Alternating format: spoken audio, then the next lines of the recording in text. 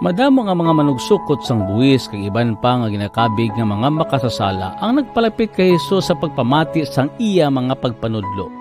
Nagkumod ang mga Parisiyo kag ang mga manunudlo sang kasuguan.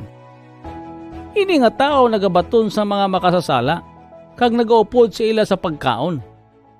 Gani ginsugiran sila ni Hesus sa mga paanggid. Siling niya, halimbawa, may tao nga may isa ka gatos ka karnero. Ang isa nadula. Ti ano ang iya himuon? Siyempre bayaan niya anay ang 99 sa palahalban, kag pangitaon ang nadula hasta nga makita niya ini. Kung makita na niya, magkalipay siya kag pas-ano niya ini pauli. Pag-abot niya sa ila balay, panawgon niya ang iya mga abyan kag mga kaingod kag magsiling. Dali ka mo, magkalipay kita. Kinakita ko na ang akong karnero nga nadula. Pareho man sina didto sa langit.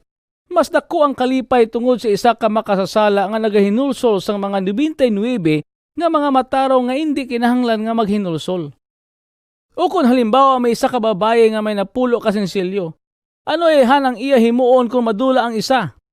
Siyempre sindihan niya ang suga kag siligan sing maayo ang iya balay agud pangitao ng sensilyo hasta nga makita niya ini.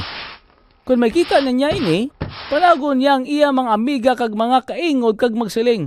Magkalipay ta, kay nakita ko na ang akong sensilyo nga nadula.